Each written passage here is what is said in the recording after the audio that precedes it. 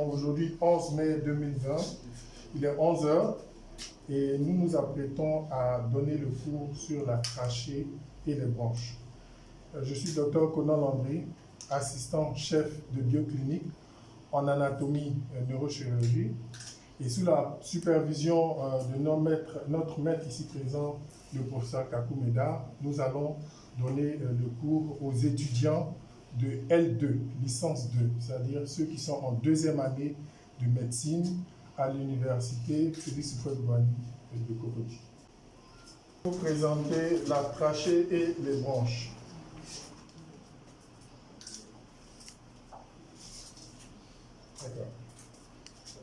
Hier soir, nous avons mis en ligne le fichier PowerPoint. Et je pense que certains ont pu télécharger, d'autres ont eu des soucis. Mais je tiens à vous rassurer que le fichier sera également mis en ligne sous format PDF. D'accord? Ok, donc on y va. S'il vous plaît, mutez vos microphones. Présenté en bleu sur l'illustration. Et ces anneaux sont intercalés par des ligaments annulaires que vous voyez ici en jaune. La longueur de la trachée est de 11 cm au total, sachant que la portion thoracique seule fait 6 cm. Et donc nous formons les étudiants de première année, de deuxième année. Et en dehors de cela, nous formons en postdoctoral, c'est-à-dire des chercheurs dans le domaine de la biologie humaine option anatomie. Nous formons également des chirurgiens de très haut niveau. Alors quand par exemple vous entendez en ville qu'un chirurgien est chevronné, un chirurgien est de niveau international, eh bien, il est d'abord passé par le laboratoire d'anatomie pour avoir sa formation de base. Alors chaque année, nous avons en formation en deuxième année de médecine à peu près 300 étudiants. Ces étudiants ont une formation aussi bien théorique que pratique. Donc les cours sont donnés en amphi et puis les travaux pratiques sont réalisés donc ici. Alors les travaux pratiques consistent à étudier les os du corps humain, mais aussi à étudier également le corps humain dans toute sa composante, de la tête aux pieds. Et ça permet donc à l'étudiant de bien connaître le corps humain et ensuite de bien comprendre la pathologie qui peut toucher ce corps humain. Le professeur Nandji Moussé Béatrice. Je suis professeur titulaire en médecine physique et de réadaptation. Je suis le doyen de l'UFR Sciences Médicales d'Abidjan, doyen depuis 10 ans. Aujourd'hui, nous sommes donc devant une situation assez difficile, d'autant plus que nous avions fini totalement le premier semestre et nous allions démarrer le second semestre quand nous sommes été confrontés avec le Covid-19.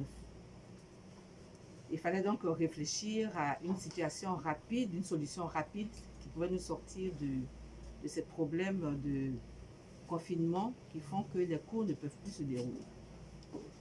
Et pour éviter que nous perdions cette année que nous avons eu tant de mal à mettre en place, nous avons donc avec l'université Félix Houphouët-Boigny, le président de l'université, à partir de la plateforme Microsoft Teams, mis en place donc ces enseignements en ligne.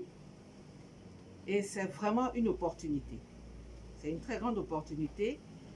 Il s'agit d'enseignements qui, depuis longtemps, devraient se passer.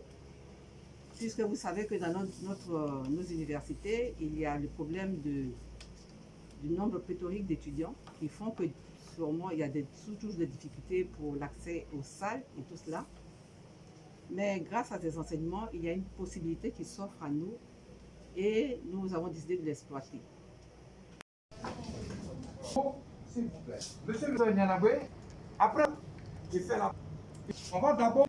Comme vous le savez, le monde fait face à une pandémie du coronavirus, Covid-19, qui paralyse nos usages sociaux. Les gouvernements, pour éradiquer le phénomène, ont pris certaines mesures, dont la fermeture des universités. selon l'UNESCO, plus d'1 milliard d'élèves et d'étudiants dans le monde sont impactés par ces mesures.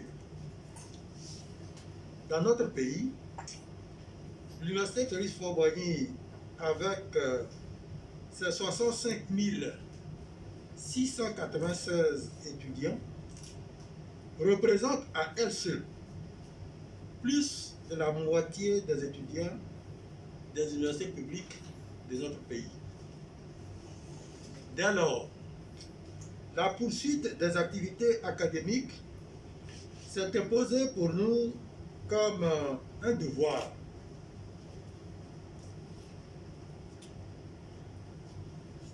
Une exigence suprême pour maintenir intactes les chances de nos étudiants à compétir avec leurs homologues du monde entier, surtout que ceux-ci, dès la fermeture de leurs institutions, se sont adonnés à suivre des cours en ligne en s'appuyant sur des moyens technologiques.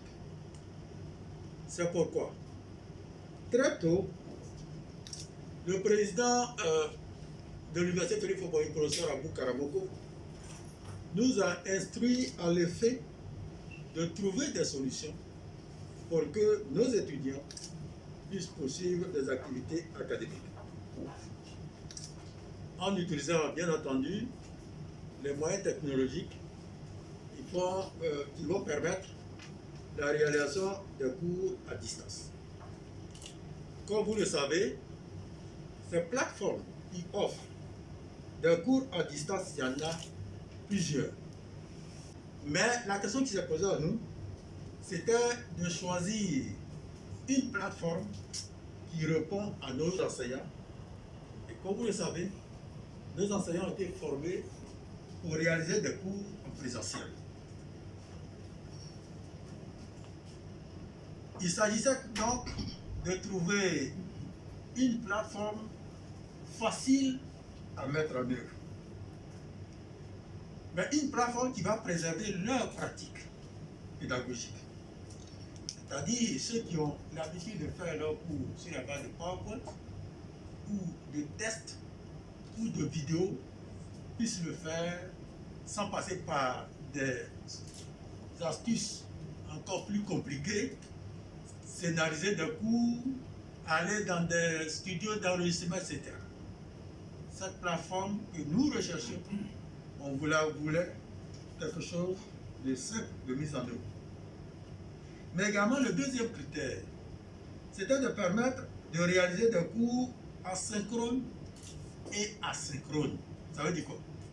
Ça veut dire que cette plateforme devrait pouvoir permettre que les étudiants échangent en live avec les enseignants. Mais également que l'enseignement qui est réalisé puisse être enregistré pour que les étudiants d'Assoua puissent consulter à leur convenance. Mais l'autre critère que nous avons retenu, c'est de permettre d'avoir un espace numérique de travail. Et ça, c'est fondamental. L'espace numérique de travail va permettre que cette plateforme puisse autoriser les enseignants et les étudiants à avoir une plateforme, j'allais dire un domaine pour pouvoir entreposer leurs cours, leurs documents pour que les uns et les autres puissent les partager. Et ici, ce qui est important, c'est que dans cette solution, on la voulait donc flexible, capable de pouvoir nous aider dans la progression de nos cours en archivant véritablement les documents que nous mettons à la disposition des étudiants. Mais au finish, il fallait également avoir une plateforme qui n'allait pas nous coûter du tout cher. Une plateforme qui allait dire pratiquement gratuite. Vous voyez que l'enjeu était important. Et finalement, nous avons trouvé en Microsoft Teams une plateforme qui regroupe toutes nos préoccupations. Et c'est pour cela que nous avons choisi la plateforme Microsoft Teams. Une fois qu'on a opéré ce choix, la question c'était de voir comment on allait mettre en œuvre ces cours en ligne. Nous avons choisi de façon stratégique les UFR des sciences de la santé. Les UFR des sciences de la santé, bien entendu, vous aurez l'UFR des sciences médicales, l'UFR de d'odontostomatologie et l'UFR de biologie et pharmaceutique. Vous êtes ce matin allé visiter nos collègues des sciences médicales. Vous avez pu vous rendre compte qu'effectivement, c'est une réalité. Les cours à l'université Félix Houphouët-Boigny ont démarré dans ces UFR-là. Ces cours en ligne ont démarré. La suite du projet, c'est quoi? C'est faire en sorte que les autres UFR puissent s'engager dans ce processus-là.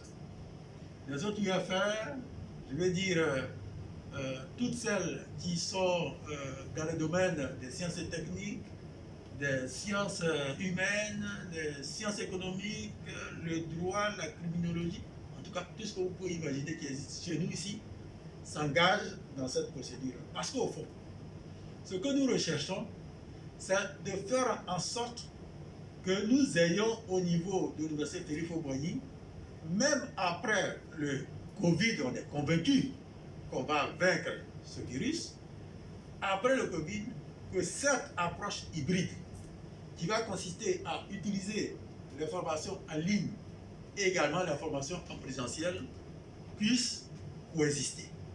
Cela, tout simplement, pour nous amener à aller vers la maîtrise de l'année académique.